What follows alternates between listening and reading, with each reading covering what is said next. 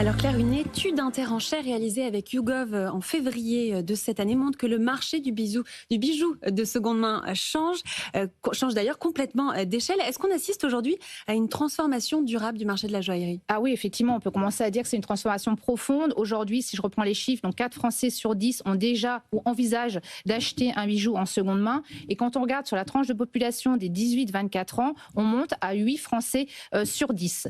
Donc on voit cette croissance du marché. Aujourd'hui, on estime qu'il y a une croissance de 15% sur la prochaine décennie. Donc on projette une bonne croissance et on voit des grandes maisons, des grandes marques effectivement se mettre effectivement comme Cartier, Van Cleef, qui permet effectivement de quelque part peut-être pouvoir rentrer à la marque avec des prix inférieurs de 30 à 50% par rapport au neuf. Alors mais pour que ce marché explose vraiment, il faut réussir à rassurer les consommateurs quelque part.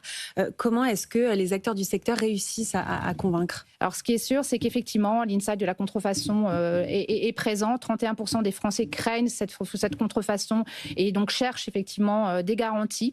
Donc, on voit des nouveaux acteurs se mettre effectivement. Alors, je pourrais vous citer 58 facettes, où là, on a effectivement, grâce à l'IA et un certain nombre d'outils comme Eva pour 58 facettes, des possibilités de bien vérifier la garantie effectivement du produit qui vont être mis en revente.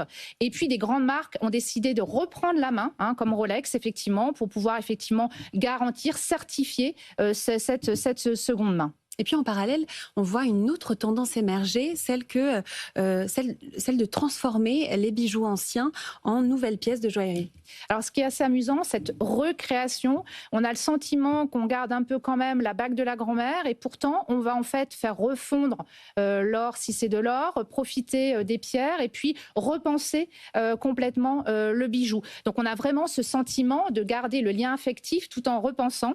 Donc, on voit effectivement, par exemple, je pourrais vous citer 12 Paris qui s'est mis complètement sur cette transformation des bijoux anciens. Alors, encore une fois, c'est de l'upcycling quelque part, dans sa version moderne, pour complètement redesigner le bijou.